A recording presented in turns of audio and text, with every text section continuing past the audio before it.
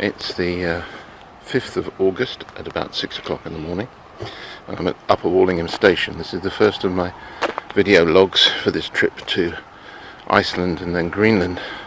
As you can see from the screenshot, Mike and Dave set off on Seclusion, the yacht we're going to be using, 38-footer, up on the 1st of August. They're heading for the Faroes. So the crew there is Mike, Dave and Lindsay. I'm joining them at the Faroes, so at Torshaven. So I'll be setting off from here in a few minutes, and as you can see from that screenshot, they're not too far away from the Faroes. So I should be there later this evening, early evening. And it's going to be a bit of a race between them and me. Mike, of course, said some while ago, don't book yourself onto the 5th, Jeremy. You'll have to wait too long for us.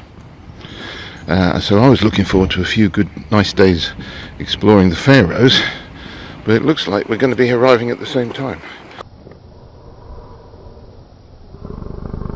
Mike, Lindsay and Dave had set off from a sunny Oban on August the 1st and worked their way through the Hebrides by way of Barra and then on up to St Kilda, 40 miles out in the North Atlantic, a harsh island that had been evacuated by request of the population in 1930. The guys said it was a very eerie and spooky experience. They were planning to anchor there overnight, but the sea was too rough, so they cracked on up to the Faroes. Well, this is the second day of sailing. We're in the North Atlantic, just about 10 miles off the Outer Hebrides, heading north. That's Mike, our captain, and Lindsay, and they are crew. Lindsay and I are crew. There's the ensign that Mike proudly flies. There's the wood. Okay, I made it all the way to Edinburgh Airport. Well ahead of time. No problems with the trains. No great bus connection service from Waverley Bridge. Big blue bus, well signposted. And I'm here. No problem at all. Mike, on the other hand, I've got a message from him via Debbie that he's had problems with his mainsail. I can see from the track that I've posted as well that he's now well under motor by the looks of things. Anything above 6 knots is probably under motor with the conditions we've got at the moment. He should be, the message is that he's going to be in port tonight. So, good job I decided to ignore him and book a much earlier flight than he thought I should do. So I will see you on the Faroes. I'm in the Faroes. So far I've managed to buy a cup of coffee and get a free map. I'm not using my phone much at the moment because apparently you have to pay 10 bars of gold pressed latinum per nanosecond up here. But it's a beautiful place. I was looking at as I came in, lots of waterfalls coming straight down off cliffs. So my job now is to go over there, and in about an hour a bus will arrive that will take me to Torshaven, and then I've got to find my hotel room. Mike is still a good way away yet, but I think we should probably arrive at roughly the same time.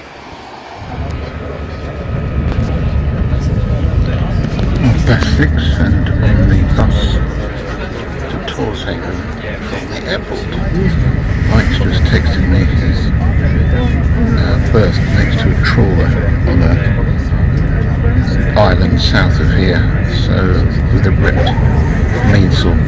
So I'm not expecting to meet up with him tonight. I'm just texting him to confirm. I managed to get to Torshaven. The bus ride alone was worth it at 90 Corona. Absolutely fabulous through some fantastic tunnels. They don't do tunnels like we do them, they just leave the rock bare. Unfortunately, once I got here, the hotel, he said in inverted commas, is a student hostel that Wendy booked me into. It's cheap, what can I say? But the weather is not great. It's got the kind of low cloud that you only get on small islands. And Mike is holed up 2 islands south of here at the moment with a ripped mainsail. So I'm looking forward to that. And they had no hot food here. They only do breakfast. But the very nice lady said I could go to the grocery store just down the road, which there is. There's no bars or anything near here. It's the university next door and not a single bar within miles. But I got a pizza and she let me warm it up in the hotel oven, which is very nice of her. Unfortunately, they don't seem to sell booze in supermarkets. I ended up with this Heineken 00, I ask you. But never mind, I'm going to go to bed and start it all again tomorrow.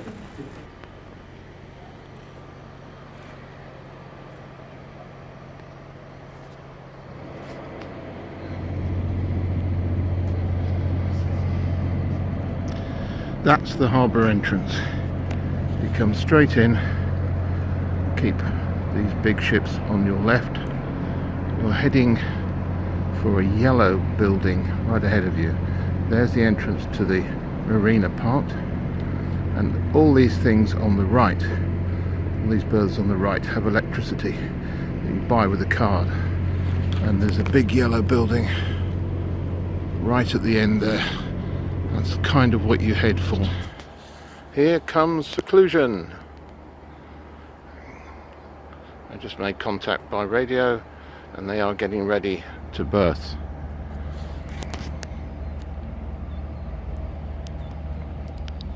So I'm going to get ready to help them. But it's nice to see them. Here in Torshaven, the capital of the Faroe Islands, and a very nice marina with a heavy dry dock straight ahead of us. There's the English ensign, British ensign on the stern of our boat. A little bit extra diesel. There's only 3 sailboats in this harbor. Sailing is not a big pastime in the Faroes, except for that baby. Tonight I'm walking back to my hotel after getting them ashore, getting something to eat, and then ending up in a bar with a whole load of youngish Faroese blokes who can drink and know what they're talking about as far as rock music is concerned and hate Tottenham. So we've had a good time. Dave, the American stroke Canadian, I still haven't quite worked that out yet, ended up going back to the boat. Lindsay, Mike and I went to this bar and had a really rather good time. It's not why I'm out of breath. I'm out of breath because this is a hill, and it's a really big hill. And it's about 20 past midnight at the moment, so tomorrow Mike's hiring this car and we are going in search of this mythical sail make. Further reports to follow. Oh, it's a beautiful morning and it's Wednesday, the 7th of August. As you can see in the night, we had a cruise ship come into the harbour. Now we're going to be doing some exploring this morning. I'm supposed to be checking out tomorrow morning, but as Lindsay is not checking out of the boat for a while, I'm not going to be able to do that, so I have to extend my stay. But a good night last night, and it's a good morning this morning. And I've had breakfast, and it's not even 8 o'clock yet. Just after 6 on Wednesday evening, the 7th of August. That's the view from my window. If I was on the other side of the hotel, or the guest house, I would have a beautiful view across Torshaven and the sea. But I have a beautiful view over the car park. Thank you for booking me in here, Wendy. We've had quite a busy day today. We've been all over 3 or 4 islands, all linked together on causeways and massive tunnels. And we went to one little place right at the end of nowhere that overlooks the Minkies, little set of islands right off the edge of the Faroes. And it's a tiny little village, and someone has built and financed a single track tunnel through 1.5 miles of mountain to get there. I don't know quite how they managed to get that through the finance committee, but they did. But the good news is we found somewhere that can do the sail. So the sail is now with a sailmaker who is repairing the leach of the mainsail. Let's hope it actually works when we put it up and it doesn't blow out again. So we're now planning to leave on Friday. So we've got today and tomorrow and then Friday here. We'll be meeting up about 8 o'clock this evening. Once the sailmaker had told Mike that he could definitely do the sail, Mike's mood lifted. He'd been a miserable bugger up until then, and then suddenly the whole mood changed and he became Mr. Sunshine-ish. He's still a miserable bugger, but there you go. So we're here now. I've got to extend my room stay. Lindsay will be leaving on Saturday, so she's got to see if she can get an extra room on Friday, because the plan is we will leave either very late Friday or first thing on Saturday morning. So I'll keep you up to date. But we've done quite a lot of touristy stuff, seen lots of fjords, had coffee, cake and all of that sort of stuff today. So we've been touristy while we got the car. Be stranded for a few days, you could do worse than Torshaven. It's a fabulous place to have a look around. The only drawback with it is the fact that they've got this strange Scandinavian system with off sails. The only off license was more than 1 mile away from the boat, up a hill. They have these terrific houses with lawns on the roofs. I'm not sure how they cut them. But it is really, if you're interested in architecture, this is a place to be. If you're interested in building, this is a place to be. They have a very sort of laissez-faire attitude towards health and safety when it comes to buildings. As you can see, the scaffolding may leave a bit to be desired. And they have this really odd house called the Nordic House. That we really didn't work out what it was all about, but it had this in it.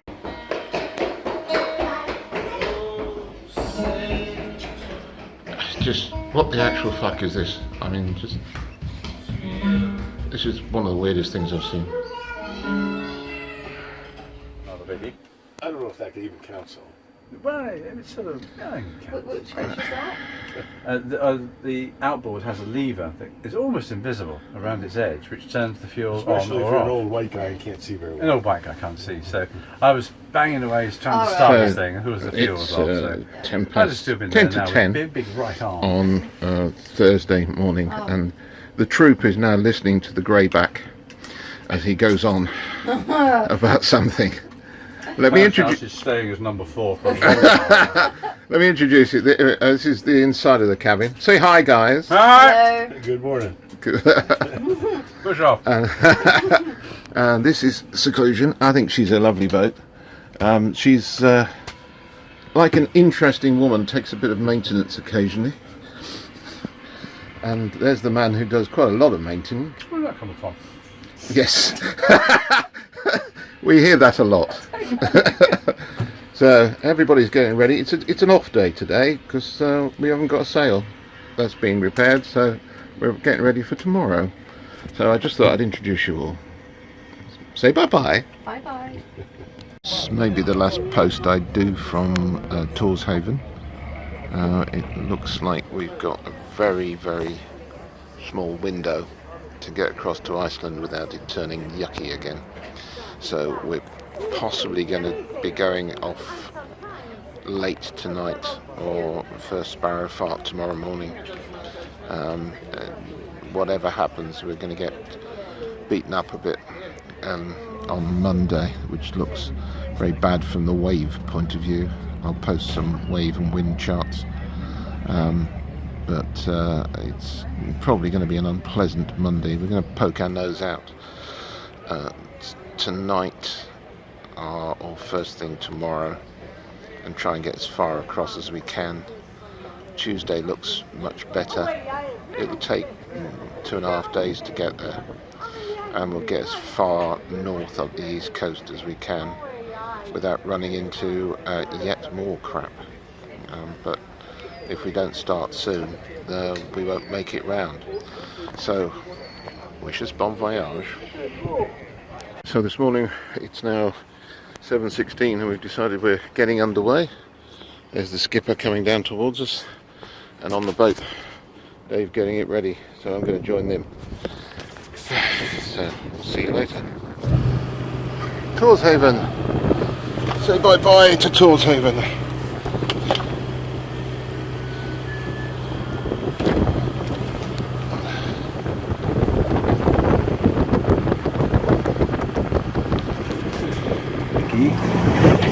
Minky Island, a little bit of a settlement in there. This is where we came from. It's taken us about 5 hours to get out of Torshaven to the end of the Faroes. About to hit the Atlantic. Into the Atlantic. Here's a standing wave with a tide and the currents. Hard to Greenland. So I'm down in the cabin. I just made lunch, cheese sandwich and some soup. Give an idea of the motion of the boat. Don't know if you can make out the clouds out there. But we're bumping a wee bit.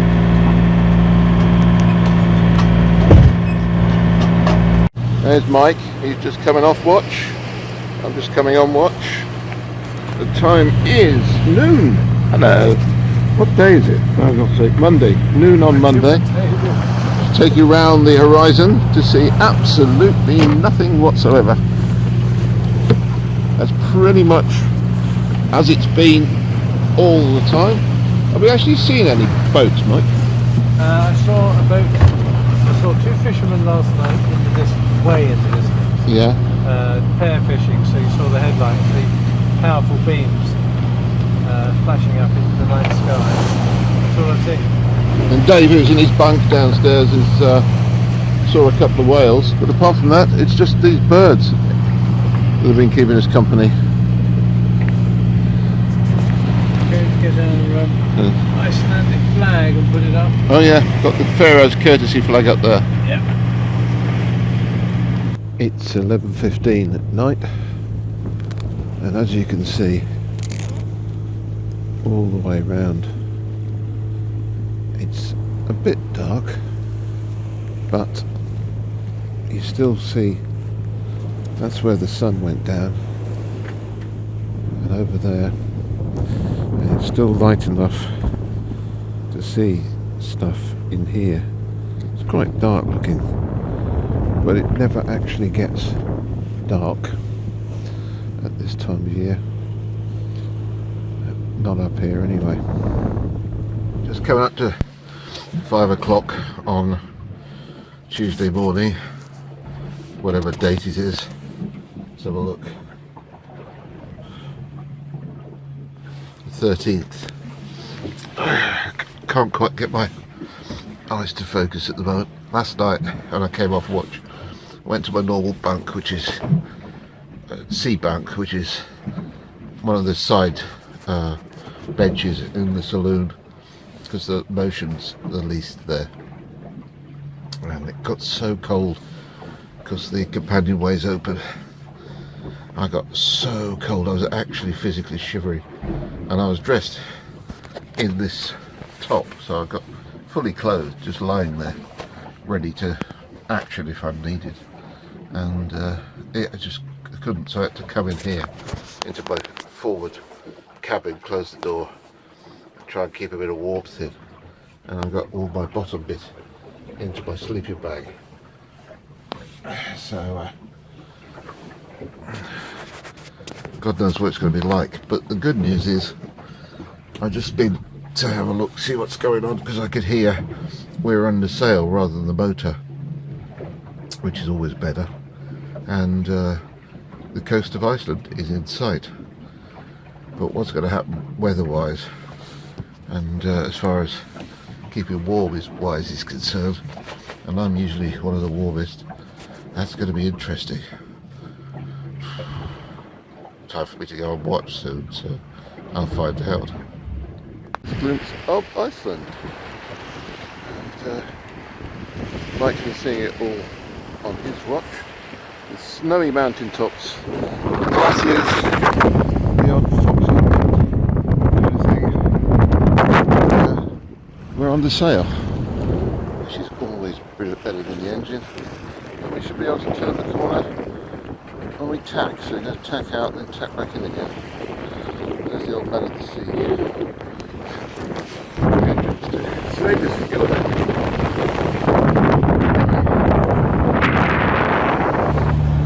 And our first glimpse of Fjord, the town where we're going to be kipping tonight. Eternally gratefully. Now in Fjord, done all the paperwork, and there's a yacht that's been out in it a bit. Another British yacht. We're going to have a chat to them in a minute. And this is pretty much it. We're going downtown, which is over there, as our Canadian friend would say. Fjord is a great place for a stopover. It has shops, a bar, a restaurant with an all-you-can-eat breakfast buffet. So we showered and we stocked up and we fueled up, ready for our next leg round to Torshaven, which our English-speaking harbour master insisted on calling Rotherham, but then he did speak English with a northern accent, having lived there for a while. Okay, this is us saying goodbye to Fjord. Been a pleasant little stay. I think we've all enjoyed it. And the next stop, somewhere called Rotherham, I believe, according to the locals. The fjord itself had one more surprise before we reached the open sea. Here it comes, it's coming our way.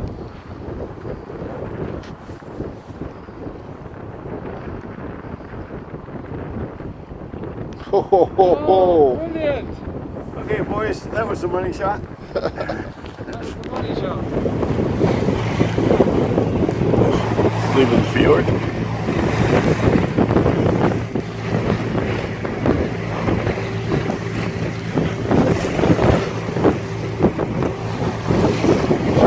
Where we're heading. So this is Thursday, August the 15th, and I'm preparing to go on watch on the 3 o'clock to 6 a.m. watch. Clock in the barometer. Now we're in a bit of a bumpy stretch here.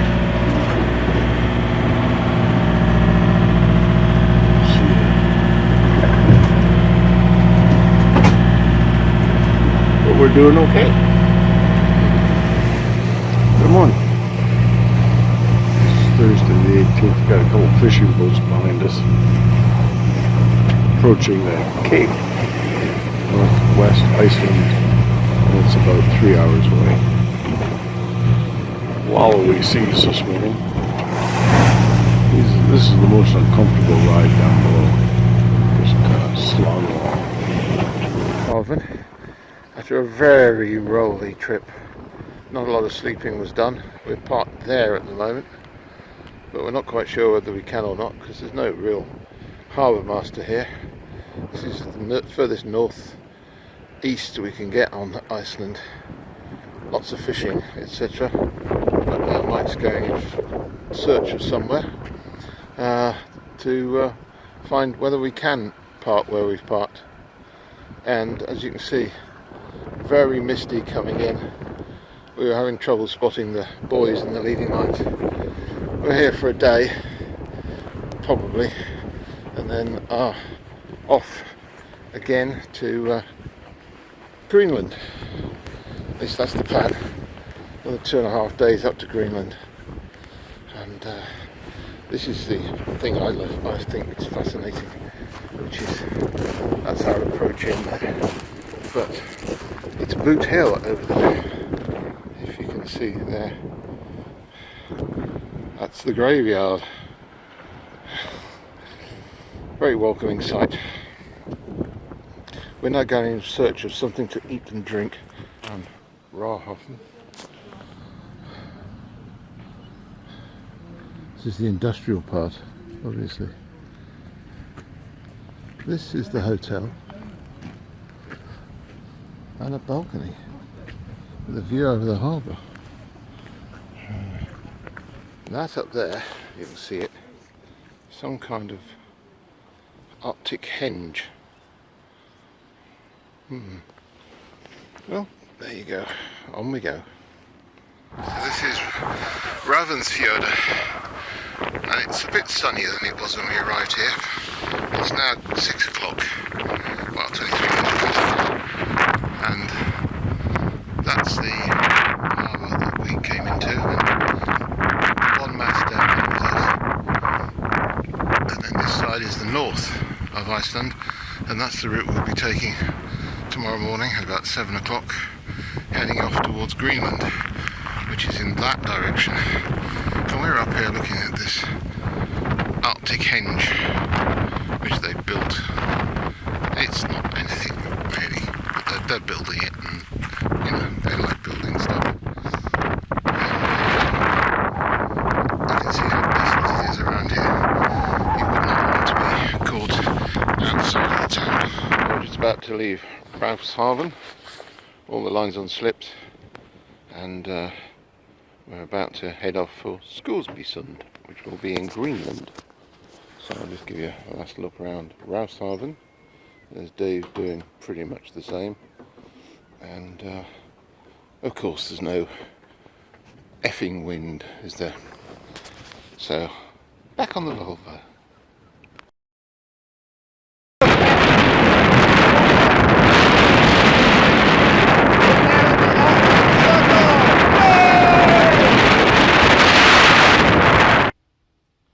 North of the Arctic Circle in the summer, this is as low as the sun ever goes. I've got about 40 minutes of my watch left to go. It's 22 minutes past 2. It's blowing, it's calmed down a bit. It's blowing a hoolie early, up as far as 25-26 knots. The wind now going around 5 knots through the water, and we're doing about 5.5 knots above ground. Our course is pretty much north, but we're heading 340 because we're being pushed by this sea and the wind, which suits us nicely because it's picking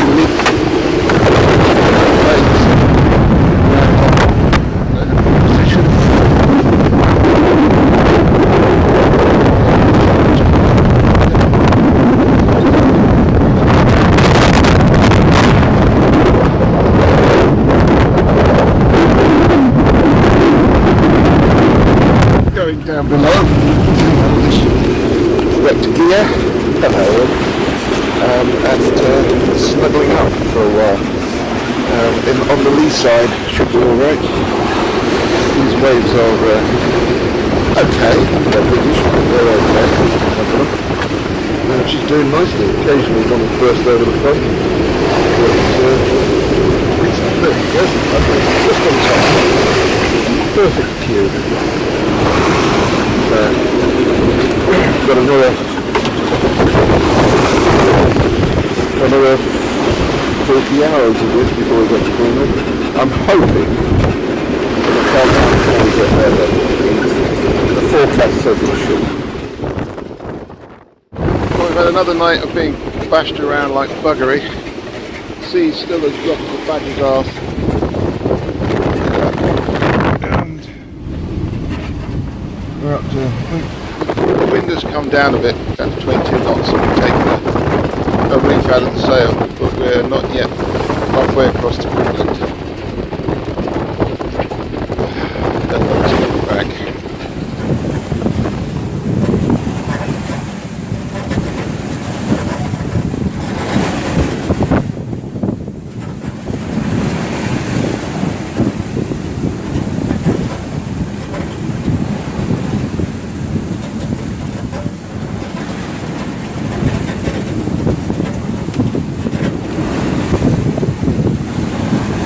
Here we are, heading towards Greenland. 100 miles away. The sea's calmer at last. Bit of sun, bit of blue. We've just gone up to force 4, lasting force 5, so it's a bit of a handful, but we're coping. Nice to get out of the extreme weather we had last night.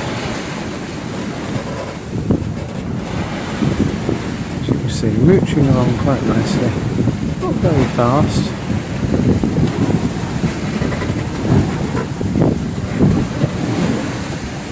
Just comfortable. Cold, comfortable. Now on ice watch, approaching the Greenland coast. We're about 70 odd miles away. Mike says he's seen a bit of ice float past, and one little lump can do quite a lot of damage to us. Right, this is our first iceberg. It's a bergy bit, definitely. Bergy bit. The little beast that's broken off. So we have ice. We're about 20 miles from Scoresbysund. Yes, we're about 5 miles out of the fjord. So they're coming down.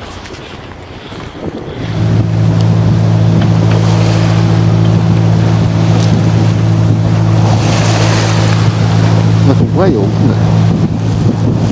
Even spouting. I think that might be a bit of sheet ice. Nice little family group of birds putting out to sea.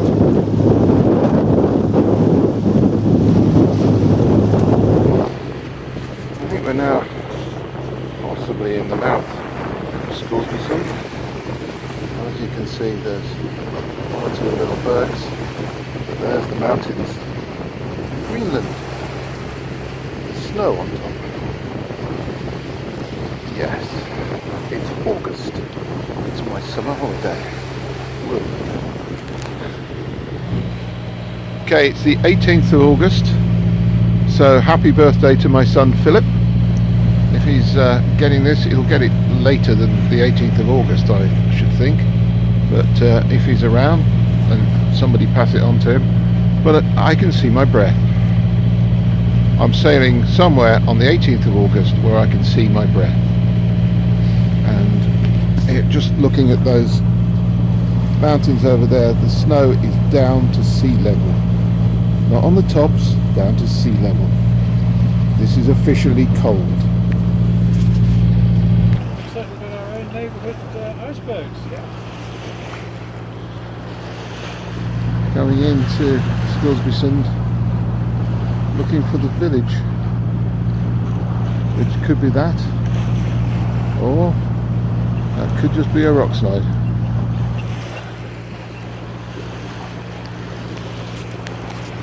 Is that in the right place according to the chartlet? According to the chart plotter, Mike? I'm seeing some houses or some buildings ashore. Are they where they're supposed to be? Near enough. Are they in a nook, whatever it is? Previously known as Snorkelson. Yeah.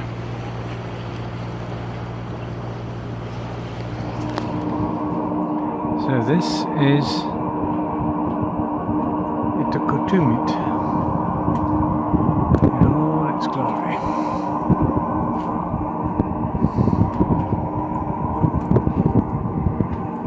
And we have one French neighbour. And that's it. And if I look out to sea, go the other way, what do I see? About half a dozen icebergs grounded, waiting to be lifted off and taken to sea. This is Scoresby Sund. This is why we did it all. That's up the fjord. That's down the fjord. And those are icebergs in the middle, just floating along. And there's 2 yachts in the bay. And this is a little part of the village here. And we've just been to that big blue house, big blue hut, which is a very well equipped sports hall. I can get one here, but we can't get one in Warningham for some strange reason. Oop, here comes the local mode of transport.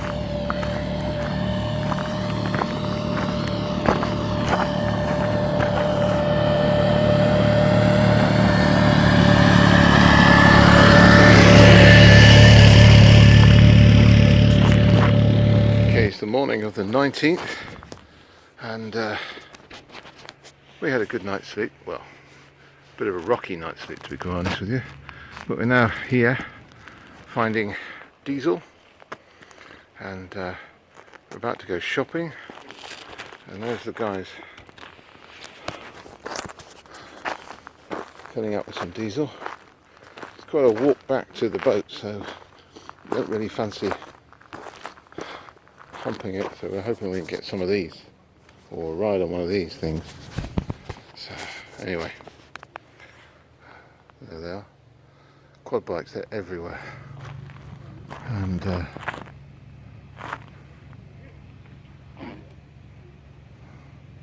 we put 3 of those cans in this morning, and it's still not quite full. I just make sure we've got enough diesel in case we don't have enough wind.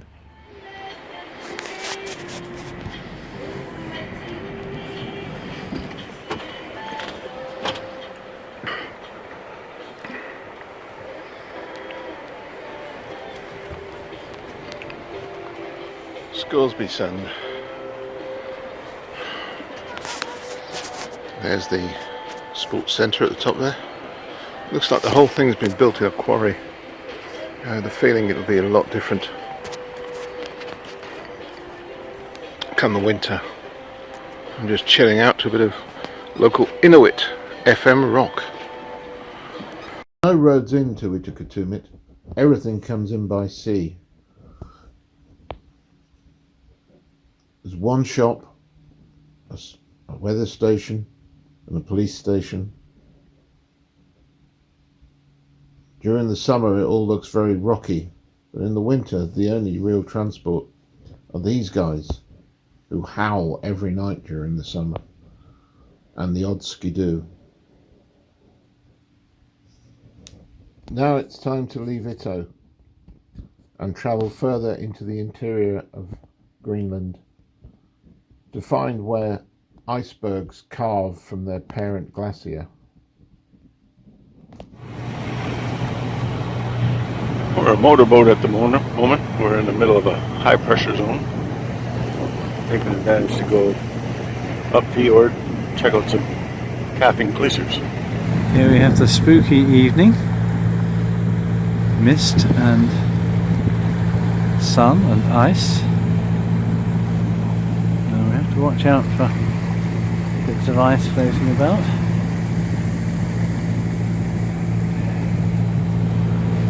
No whales today.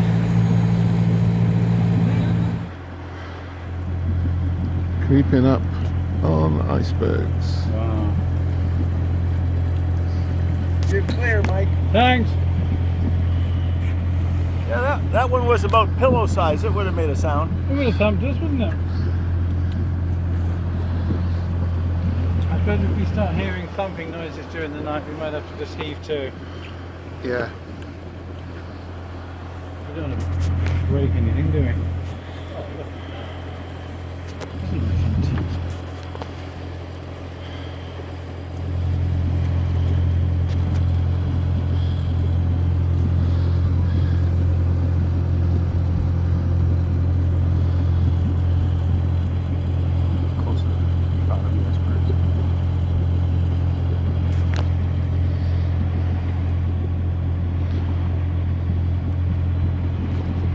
The water breaking over there. Just serenely sailing down the fjord. It changes look from each side, doesn't it? Now we've got one that looks just like the Wallingham Yacht Club grasshopper Some going. crumbly stuff on the bottom there is broken through.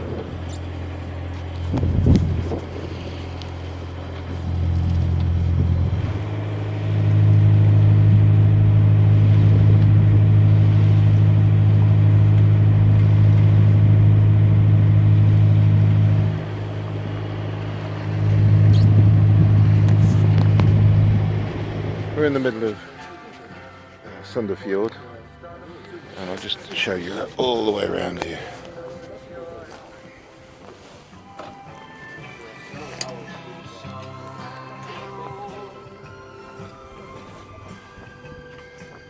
No other life around apart from a couple of duck things. And we've just been having dinner, and what we did was we just stopped the boat. Jeremy, All did went you want a below. cup of tea? Yes please, cup of tea would be nice.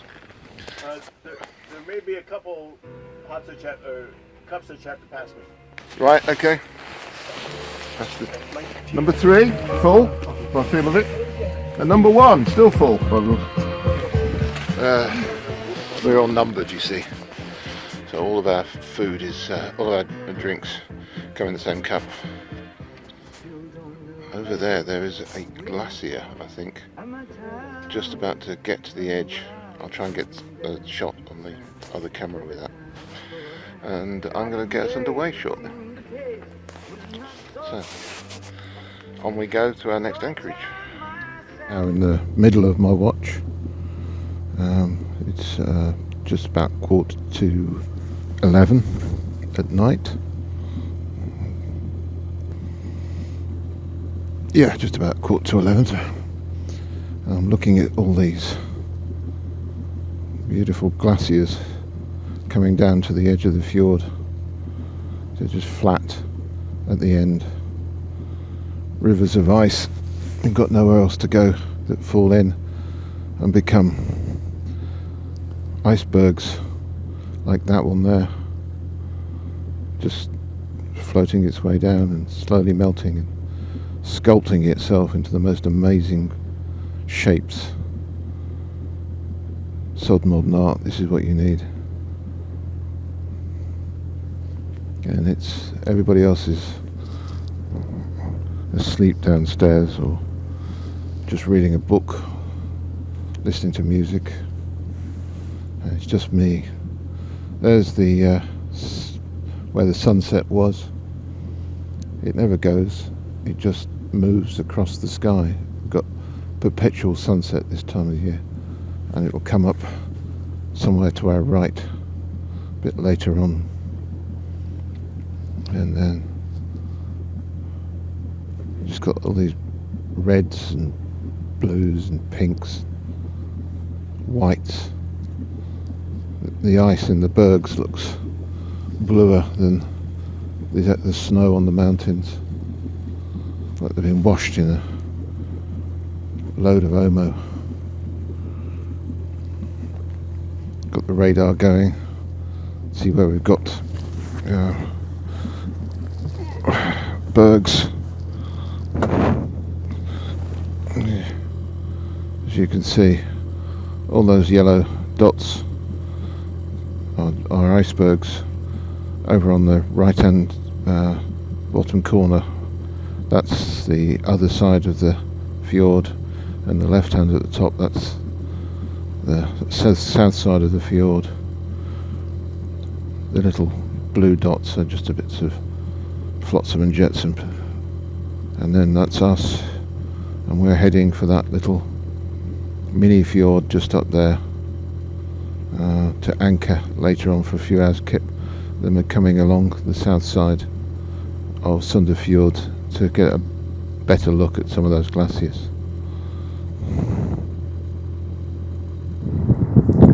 So let's try and do a circular.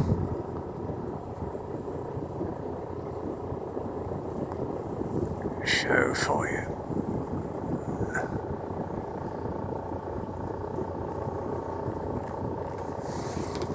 Oh, there you go, over.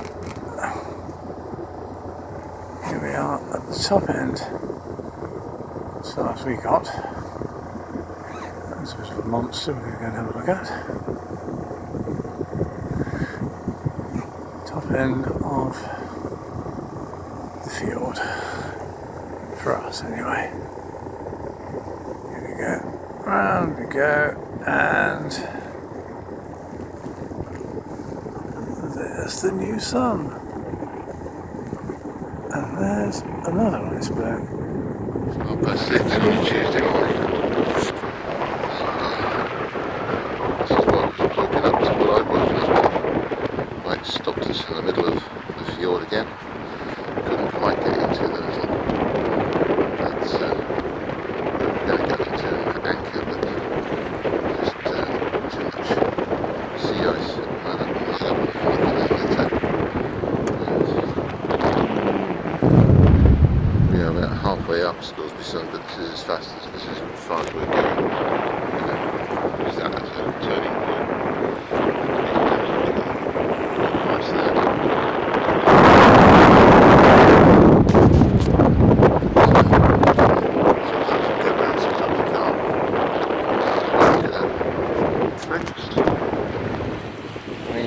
Viking box, that blue thing at the end there is the end of a glacier, and we're just heading for it. Have a closer look if we can get there.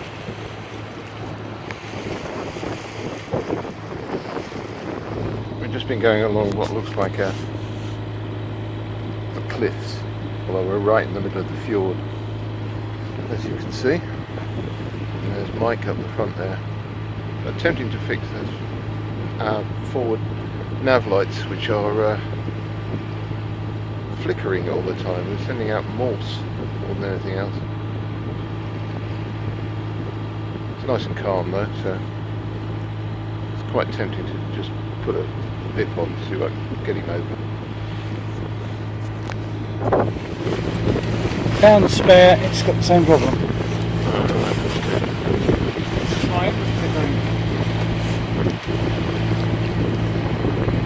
Going in amongst all the little bits of ice now. Just going up to the front, trying to get something because of this light. That's one of our problems with missing. It's like dodging lobster pots through a pool in the sun. We motored in as close to the glacier, carving its bergs as we dared. There were bergy bits all the way round the boat, and there's nothing like remembering that you're out of radio range of even the nearest help, which is more than a day away, to remind you that there's only a few millimetres of plastic between you and the Arctic Ocean, and that being careful is really a good idea. We also thought about launching the dinghy and motoring in on the dinghy, but the idea of what might go wrong if we were transferring at this point, we just thought, you know, we've got a good enough view from here.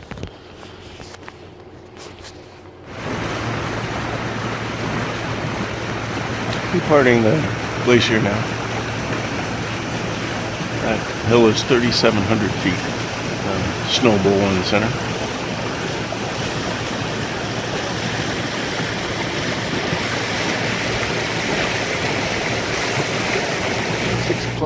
On.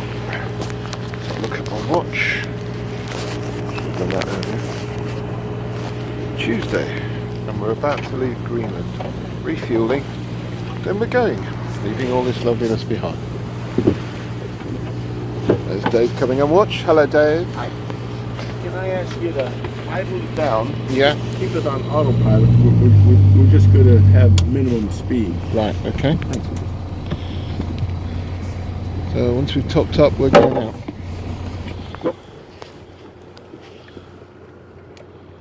Our initial plan was to anchor near our little fjord, but fjords being fjords, it was just too deep. So we decided to head down the south side of the Scoresby Sund, so we could take a look at that shoreline, which was well worth doing.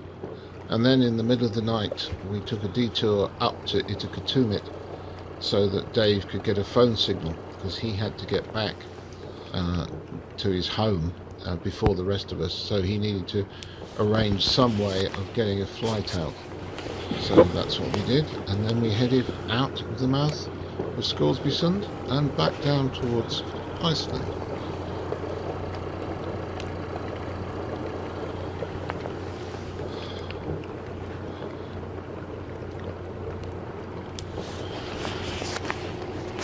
Noise is the engine going. So I've just woken up.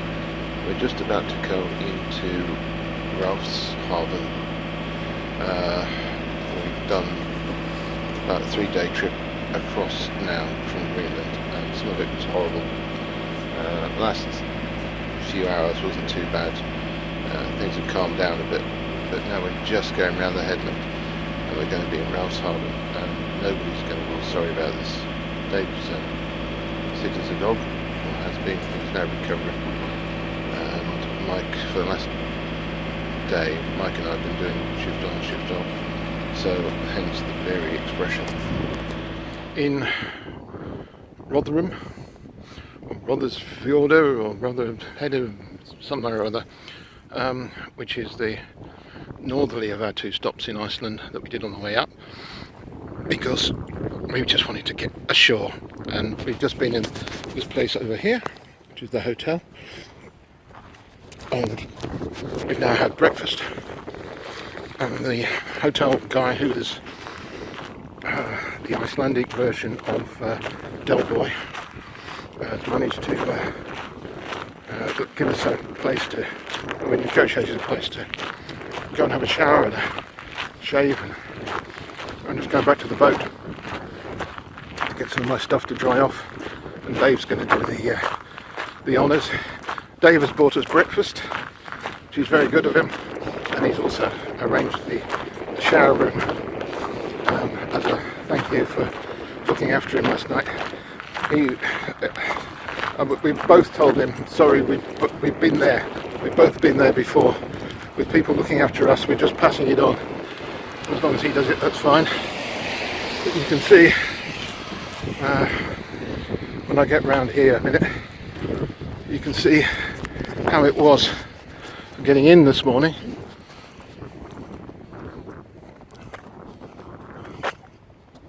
You see the 2 entrance buoys?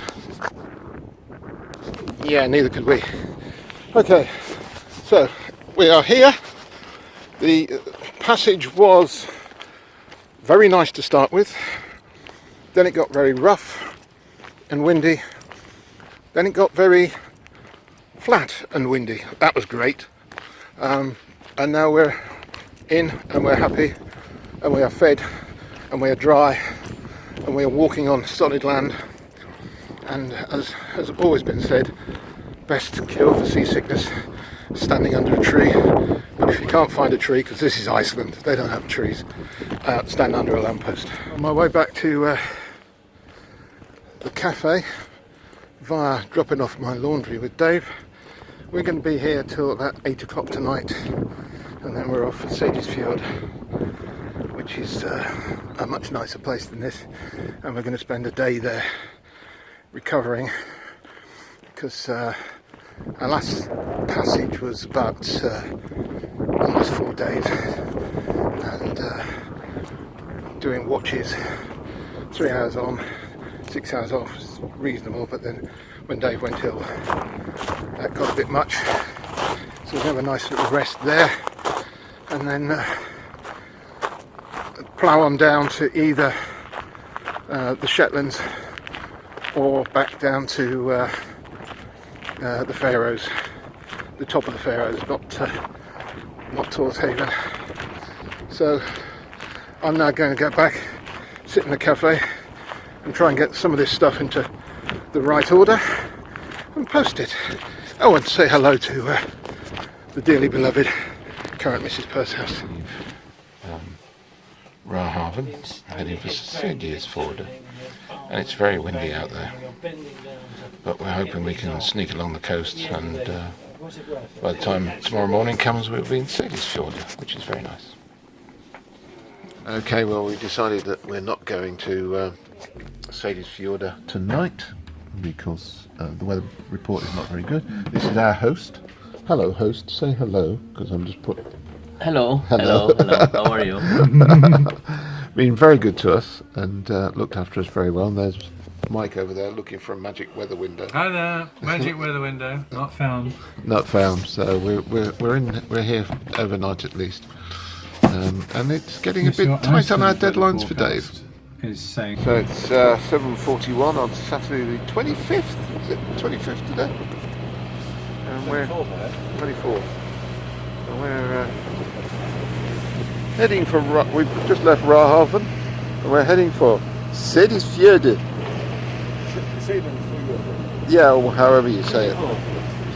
So we'll spend a day or so there, girding our loins for the trip to somewhere south. We haven't decided yet. The old man of the sea is still thinking about it. We're heading for Sadius Fjord, and we are actually doing some sailing. Yeah. The Jennick is out.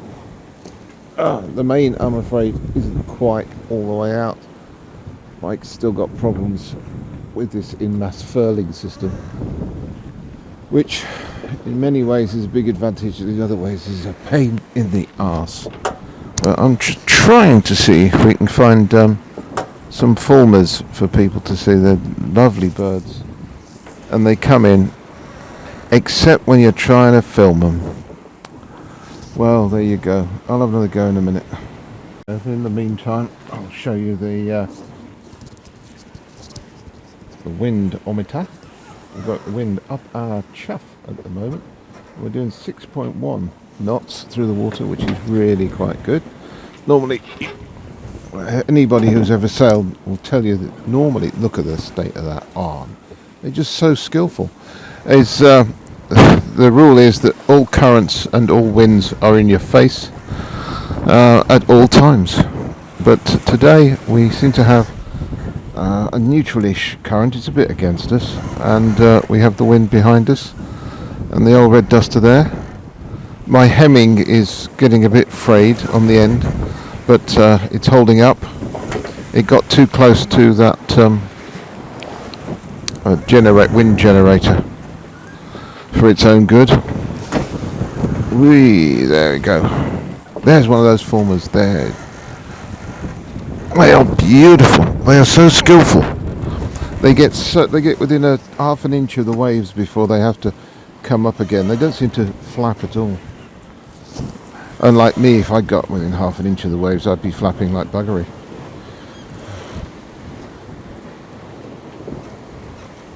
Beautiful birds. Whee. So this is a view of the saloon on Seclusion.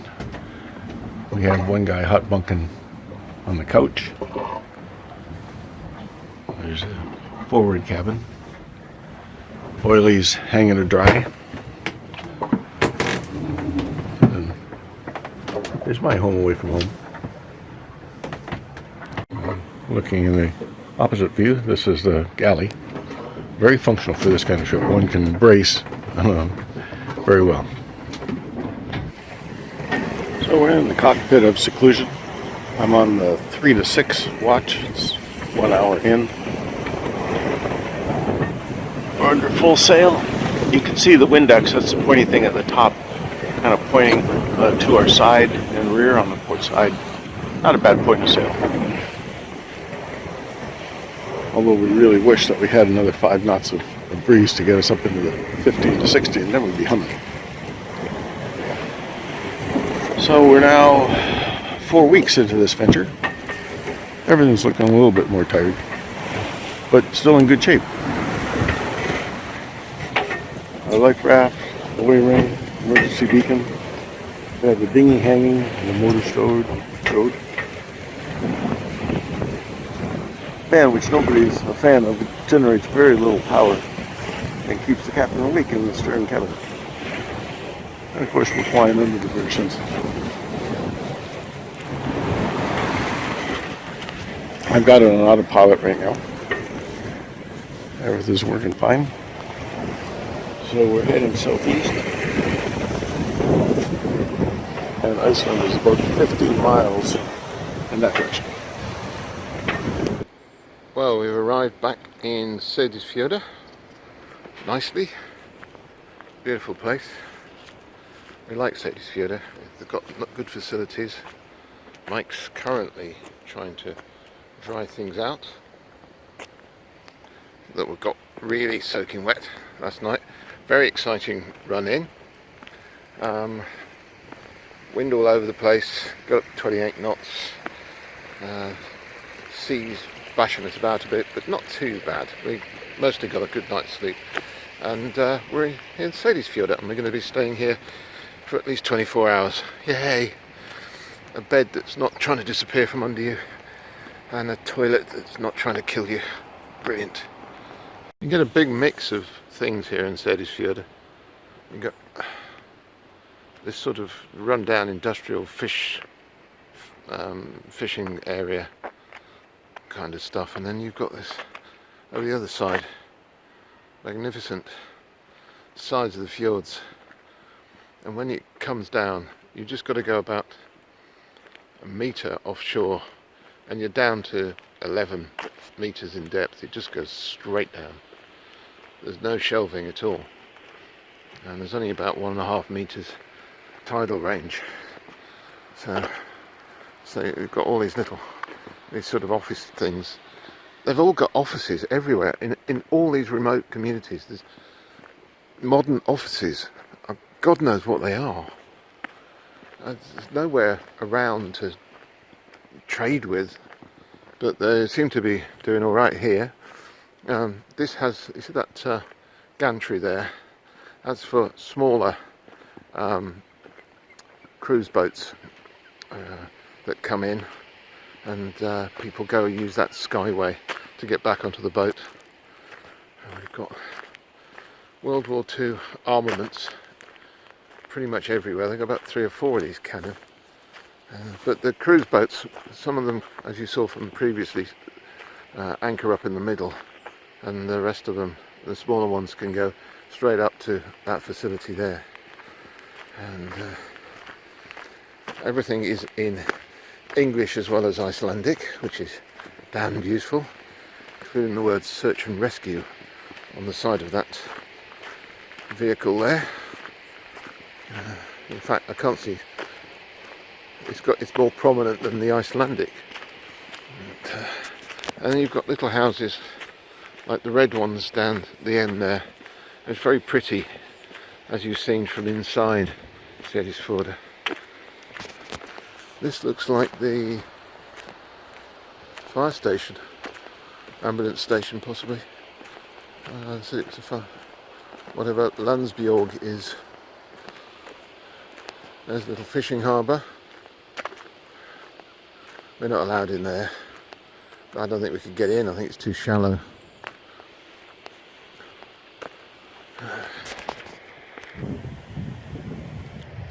We're hunkered down in Seyðisfjörður, Iceland today. It's August 25th.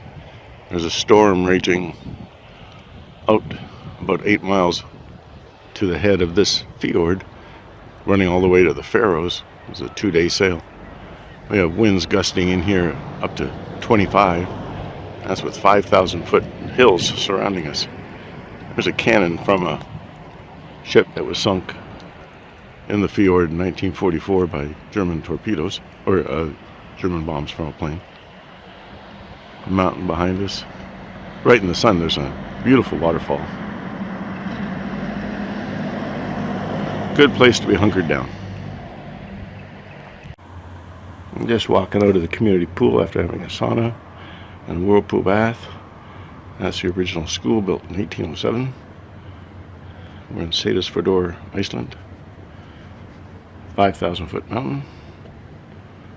The church steeple that you see was a kit that was brought here from Norway in the mid-1800s. And the new school. Just going to show you a little rigging on the boat. We're docked up against a piling pier. So you use that board to come in contact with the tires along the side of the pier.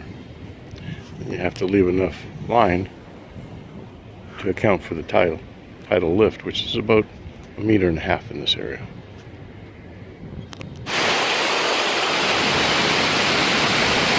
When the sun shines, this place is truly beautiful. And you get to stand by rushing clear water like this. Right from the rocks over the cliffs, straight down and then over these beautiful streams, just seen like that. Nobody tell me this wasn't left there, because I for one just won't believe it. Right, it's about 12:30 on Monday, Monday the 26th, it's bank holiday, yay! And I'm just going back to find an internet connection at the local cafe, and then call Wendy, probably say hello to the current Mrs. Purcell, and then we're heading back via the pharmacy, or I'm headed back via the pharmacy to the boat. The pharmacy is only open from 1. I'm going to try and find a knee bandage if I can. I've buggered up my right knee somehow, and you kind of rely on that on a boat. And then back to the boat to sort out sorting main saw again. One of the problems with it is it's in mast furling. It just keeps getting jammed. They're great things when they work properly. It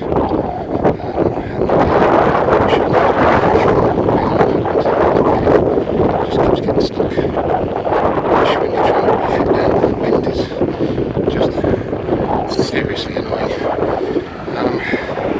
But yeah, as I say, they are great things and should work perfectly.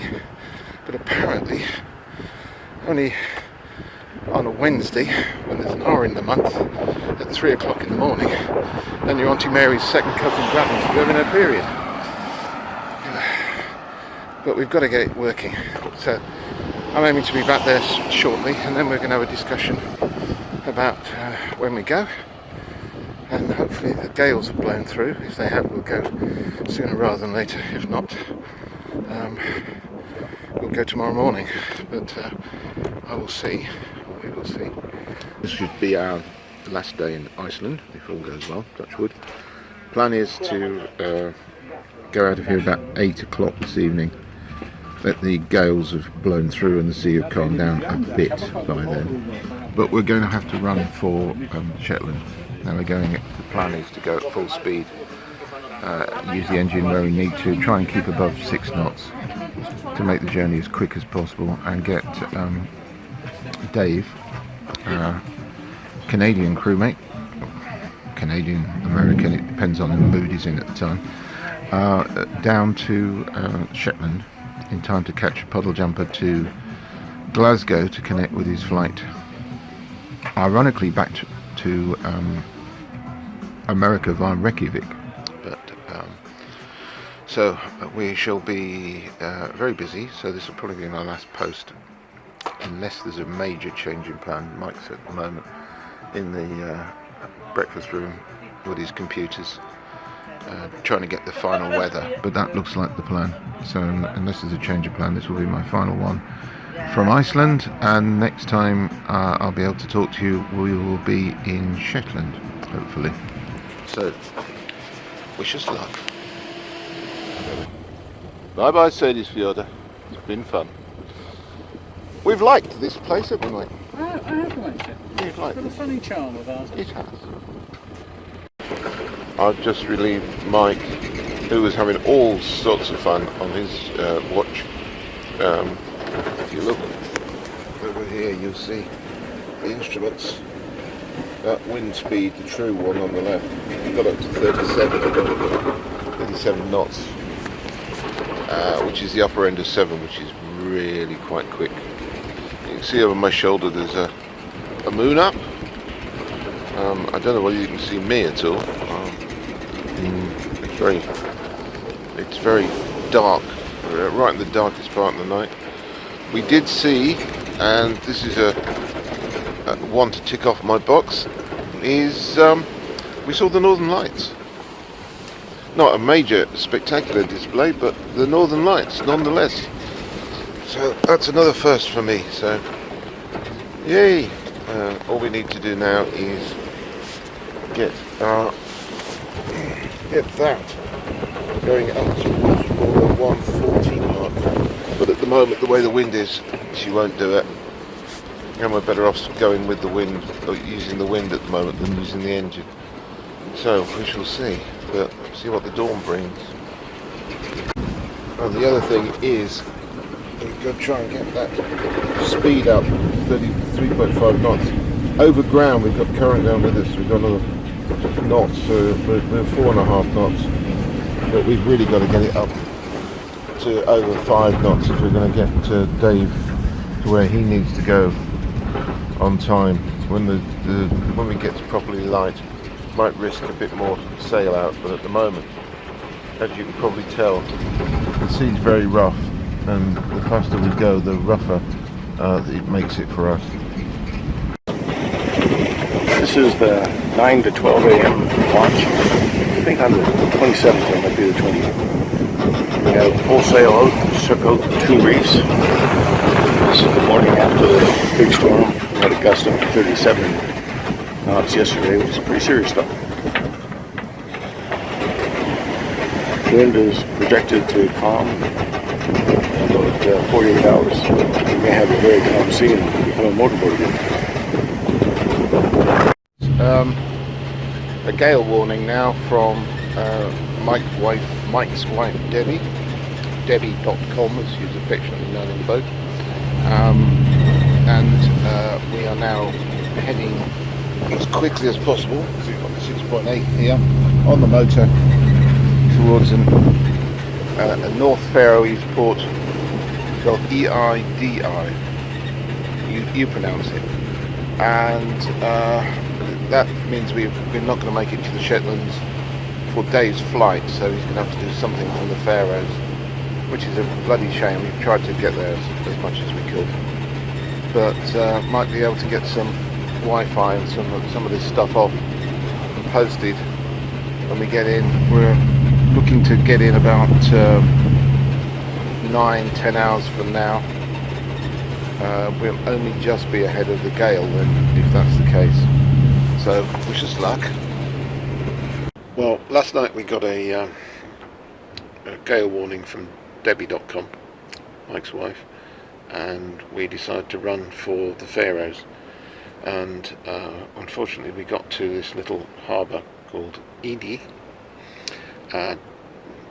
after it was dark, about midnight. And unfortunately there are no leading lights, no navigation buoys or anything. So we had to just hover until it got light so we could see what was going on.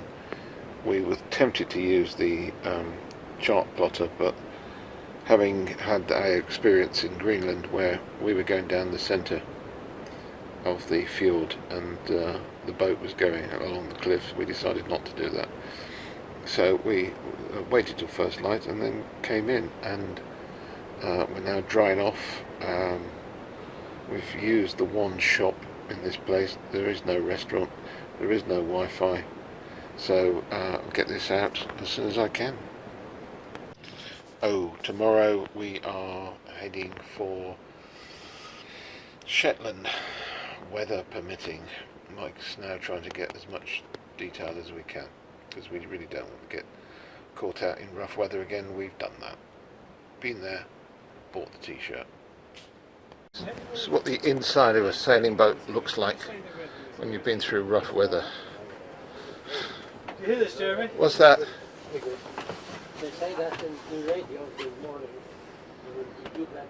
Everything's by a hot air vent drying out or hanging up somewhere. Bye bye! Give me your honk again! Give me your honk!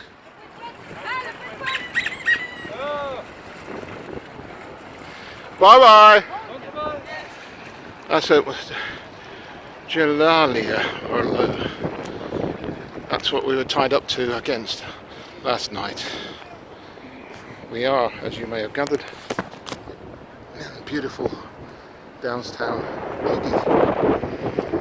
We are now warm and dry, if not yet fed. Mike has been going to get some diesel, which we are to top up our supply.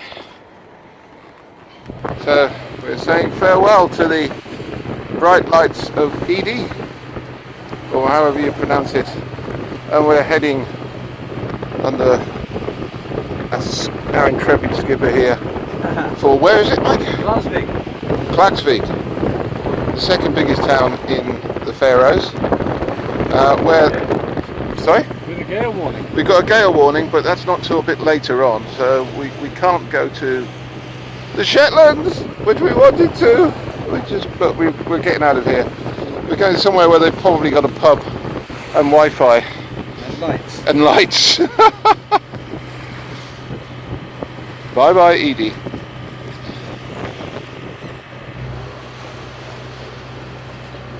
Just looking at all the seabirds around that rock.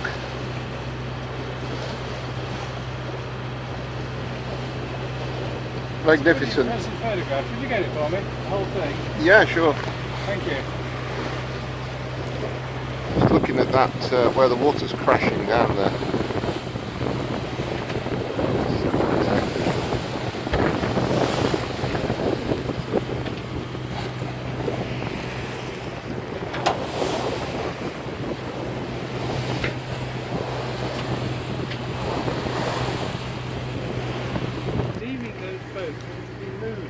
Yeah, very Lord of the Rings. Obviously they're at anchor, aren't they, or whatever? Yeah, they're all tied up.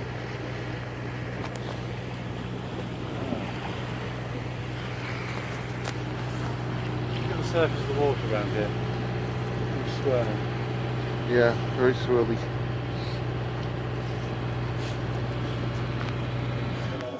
Klaksvik. And Mike, he's just trying to interact with the locals. Doesn't go down well. And we are in somewhere where they have showers, a pub.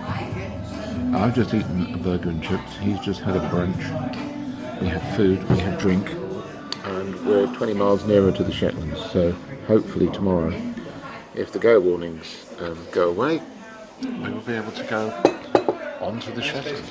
This is Klaksvik, where we've been hiding from the weather for the last day and a half. It's now Sunday evening. We're going to go and make a decision where we can find some Wi-Fi and get some good information.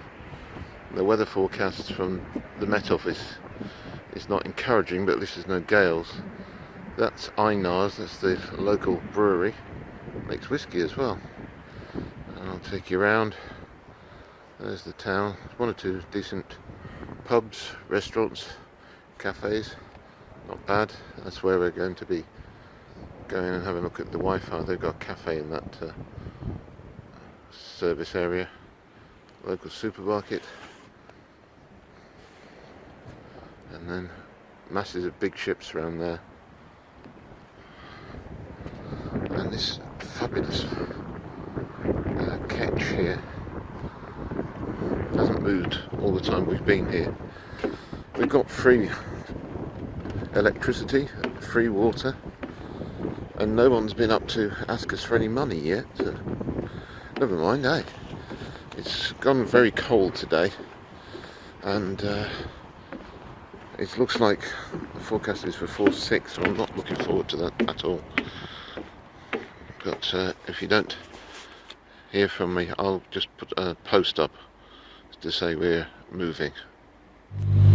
After much contemplation, we decided to leave the Faroes this morning at about 4 o'clock, 4:20. We slipped and headed down the fjord to the open sea. It tried to stop us getting away again, getting a bit suspicious. It doesn't really want us to leave by pushing tide against us, so we're going on 7 knots over the water, but only 1.5 knots over ground.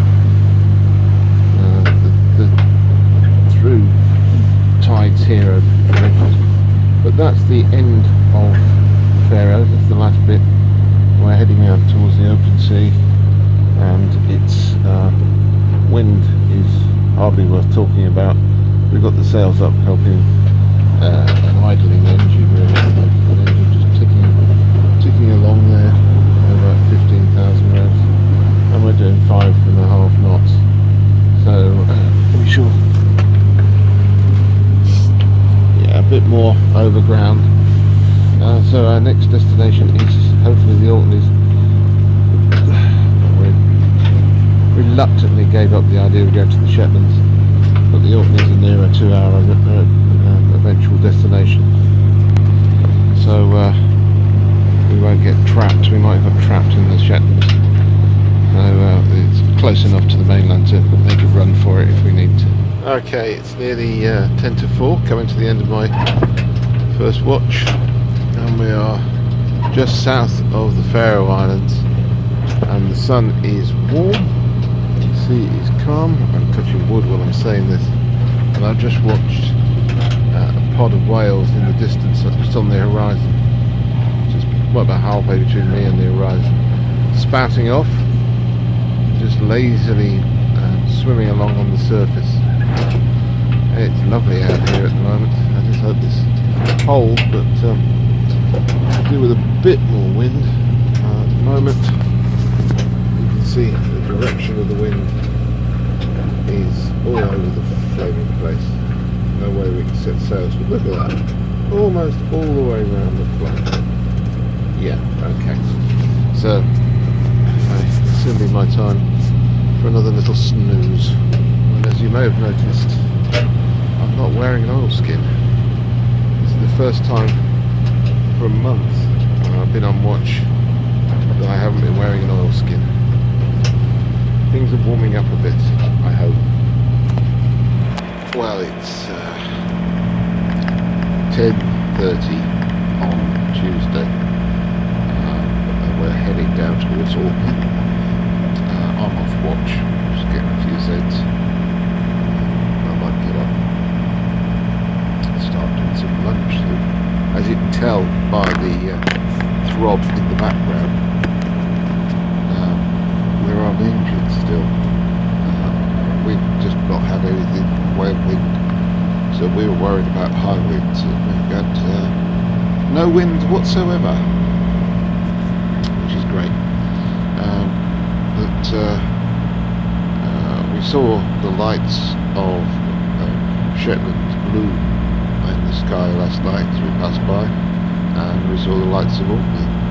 But we've got about another 11 hours before we get into Orkney, which will be tonight, hopefully, and I think we have to do it all on engine.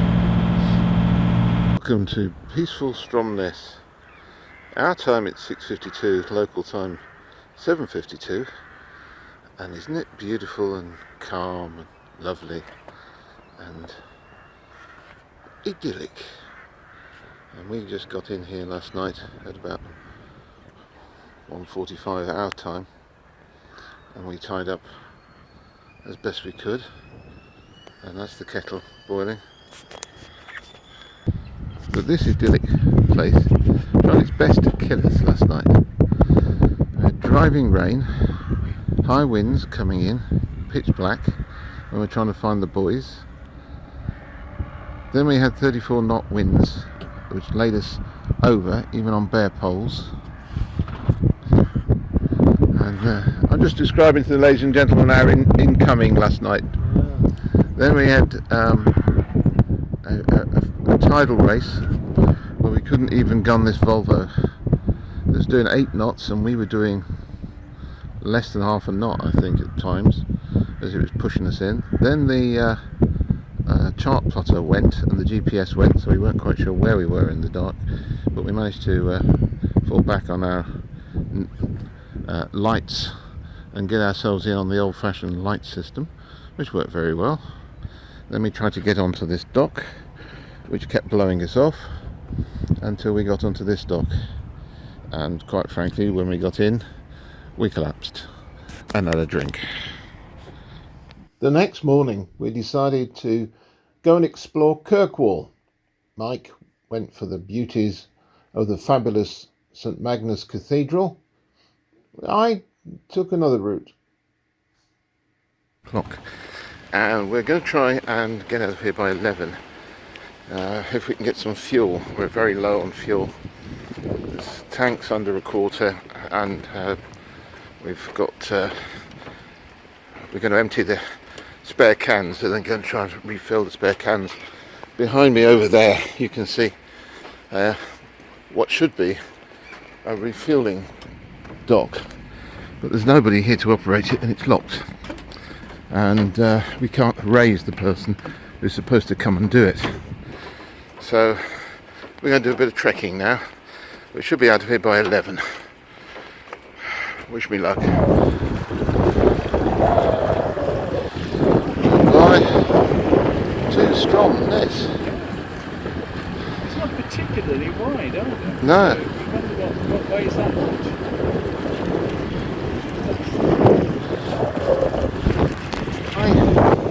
To be honest, this is scarp of flood.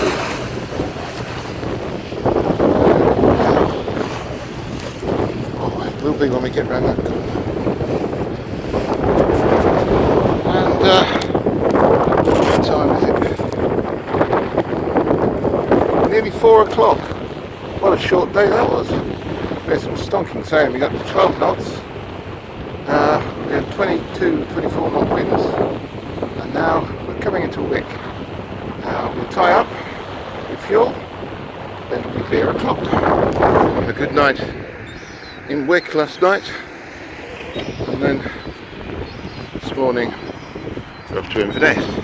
Looks like being quite a windy ride, which shouldn't be too bad. So hopefully next stop will be our last stop. I shall miss the adventure, but it'll be nice to get home. See you all soon. Coming into Inverness. Last port on our little northern adventure. Okay, grin with self-satisfaction. Thank you, Mike. We are just racing in because it is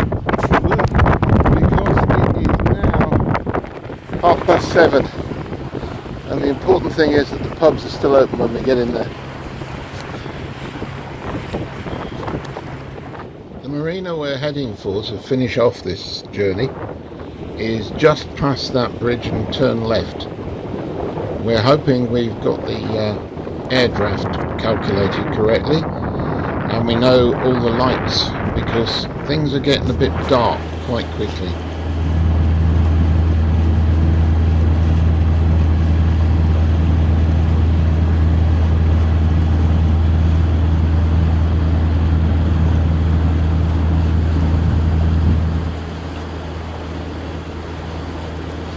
She goes.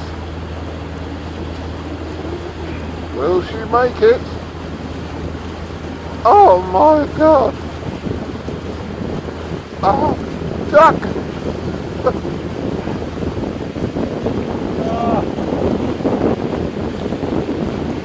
Is By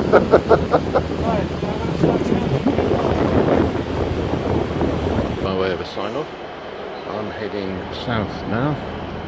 Seclusion is all tucked up. Mike's gone off to get his car, and then he'll be coming down with most of the luggage in a couple of days' time. I've just got my tickets from a very helpful man here at the station who has just saved me about 50 quid on the tickets, and I shall be heading back now. It's Saturday. My train leaves at 12:44 and I shall get back to Warningham later tonight, so I'll see you all around over the next few days. It's been an adventure. I'm really grateful to Mike for letting me go on it with him, and I shall have some stories to tell. So for now, Seclusion crew signing off.